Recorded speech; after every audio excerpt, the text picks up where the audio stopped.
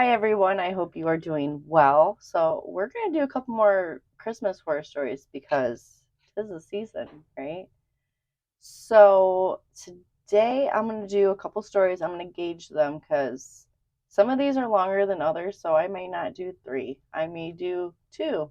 I may do four. Who knows? Let's find out. All right, so, anyways, today I'm going to just do a couple stories, see where it's at. The first story is called Just a Simple Game. Let's get into it. It was a traditional hide and seek game. There were a lot of hiding places in the Browns' basement, but she only knew of one that guaranteed a win. It was one of many storage areas in the house, but no one ever looked for it. She was now encircled by a thick curtain of darkness and a slew of boxes. She could hear Lascelles, who was it at the time, outside. Someone had been discovered. She imagined being stuck here for a while the others were discovered hiding under blankets and in cabinets. Yes, she would win. All she had to do now was wait. The only issue with waiting was that it seemed to take an eternity. Seconds stretched became minutes, minutes into hours, and hours seemed to stretch on forever. Even though it had only been 2 minutes, she felt as if an hour had passed. She needed something to do, something to tinker with, if she was going to stay in here. She reached for one of the stacks of books she knew were right to her right. Her hands, on the other hand, felt sticky, even slime. Her hand immediately retreated. She took out her phone with her other hand and shone its light on the scene. Instead of the sticky mass of juice she had expected and hoped for, she saw a clawed hand wrapped in a seaweed mess. Ugh, what? I didn't expect that. That's exactly how she felt. It's just a plain costume hand. She wasn't expecting it to move, and she fell back into the blackness that had crept around the edges of her phone's light. Is it true that that just happened?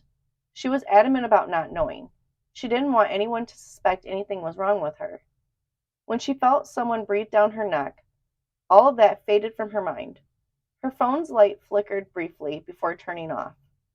Something murmured in the darkness, "Found you." She felt a slimy rope wrap around her neck at that point. She shouted, her voice choking and gargling. And that is the end of that story, guys. Get out of here. That's how they ended that. I can't believe that. They must not know me. I don't like loose ends. That was the end of that story. I cannot. Anyways, if we're going to make some headway today, we're going to have to keep it going with the momentum we've got going right now.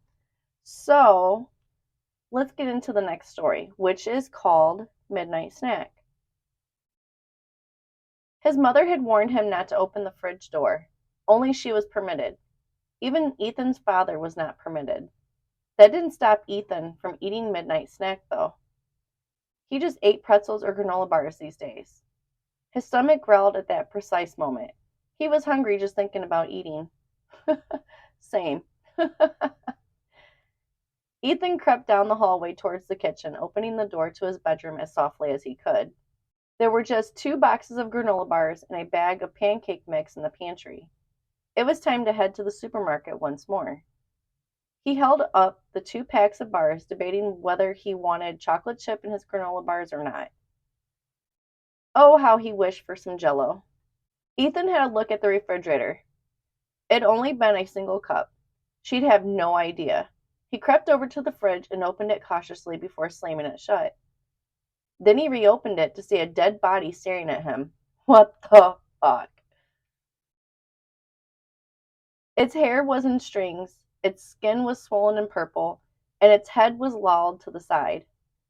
Ethan slammed the door shut once more. Was that, did his mother murder someone? There's no way. There was no way a dead body could have ended up in his fridge, let alone that his mother was to blame. Ethan pushed open the door a fraction and saw the dead body had vanished. So he was making it up. Ethan retraced his steps back to his room. However, he never made it to the safety of his room. He raced directly into the grinning, cross-eyed face of the body as he got to the door. Shut up. And that's the end of that story too, guys. I don't like loose ends. I don't like loose ends, but we're doing good for time. So let's try to do another one. This one is titled Telling Ghost Stories. I'm bored, Alexa declares as she takes a seat on the bed. Lily takes a drink from her glass of water. So what are your plans? I'm not sure I can take any more movies. How about a ghost story, Alexa says, wanting to frighten Lily. Is this a ghost story? I suppose. But you get to go first, Lily says. Nothing. Mainly because she hasn't thought of anything. Then sit down because I'm about to tell you the story of the headless clown. Wait, a clown without a head? What about the top of its head? Alexa sighs and hesitates to turn on the light. Its next victim is the only one who sees its head. Normally, it leaves outside the window to observe you during the night before it kills you. She sits down on the bed after turning off the light and grabbing a flashlight. Anyway, let's return to the story. There was once a girl who adored all kinds of weird shows. She went to the circus one day and had a terrific time until she returned home. That's when she first noticed it. Alex takes a theatrical pause, her flashlight trembling beneath her chin. Lily sighs and rolls her eyes. What did she observe exactly? Oh, wait, I'll take a guess. What about the clown's head? No, not yet, at least. She noticed a bright scarlet flowing substance. Thump, thumps. Did you hear what I just said? Lily says, her gaze drawn to the door.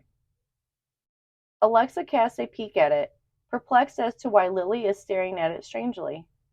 No. Are you attempting to frighten me in some way? It's because it's not working. With a shake of her head, she expresses her dissatisfaction with, No, I believed I had overheard something.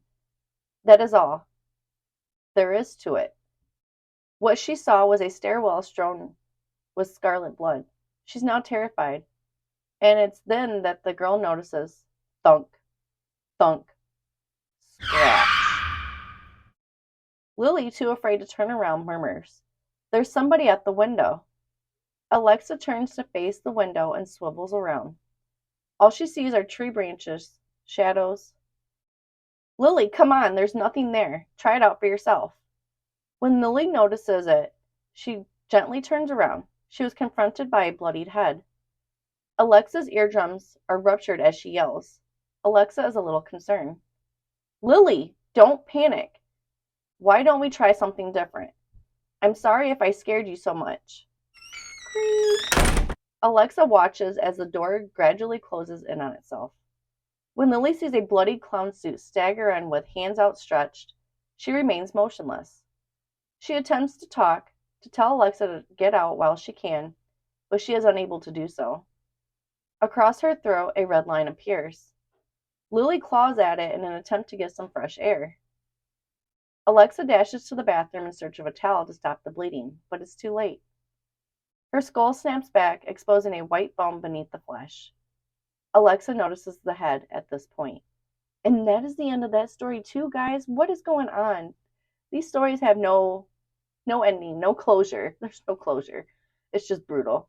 So anyways, if you guys liked this video, please give me a thumbs up. If you'd like to see more videos like this, please subscribe. And as always, I hope you guys have a wonderful day. Thanks for subscribing. I see you guys. I appreciate you. And have a wonderful day. Thanks. Bye.